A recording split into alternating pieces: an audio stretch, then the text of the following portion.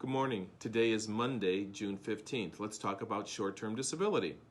Short-term disability has a waiting period of typically first day accident, seventh day illness. This means that the insurance company is responsible for income beginning the first day of an accident or 7 days after an illness. Those time frames can vary up to maybe 7 days after an accident and 14 days after an illness. What is the benefit that you receive? The benefit can be a percent of income that can be maximum at 60% to 66%, with a maximum dollar amount of maybe $2,500 to $3,000 per week.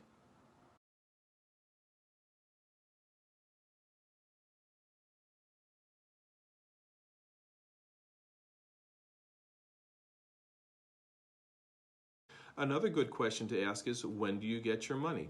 Well, let's understand that the insurance company has to verify the legitimacy of the claim. So they may need to get doctor's reports, doctor's notes, and this can all take time. As soon as they get it, the quicker they're able to pay the claim. They will always pay the claim back to the date that they're obligated to.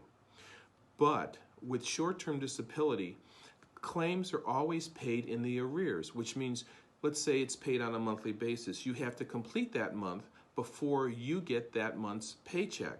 So it's possible that you might actually be back at work and still waiting to receive money from the insurance company.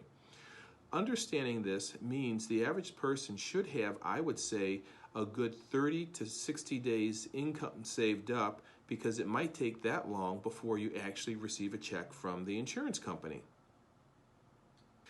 One other thing to note for employers out there, this is a good benefit to include in your employee benefit package. Most employers now are charging their employees a percent of the cost of health insurance. But what happens if that employee becomes disabled? Who pays that portion? They're not receiving a paycheck.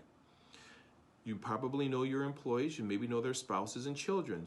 You feel an obligation. If you have an adequate short-term disability program built into your employee benefits, that employee is receiving money. It is still within your right to request that that employee pay their portion of the employee benefits. This frees you up from the moral dilemma. Do I pay, but I'm not paying for my working employees? They will feel slighted if you're paying for somebody else and not them. So it's a good benefit to have.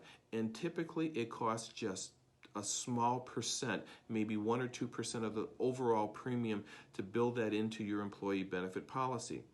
Once again, if you have any questions or concerns, please look at the number on your screen. I'll be happy to discuss these benefits with you.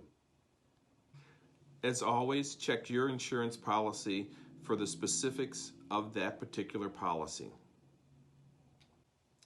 And please like this video. And on a fun note, can you tell me what kind of tie I'm wearing?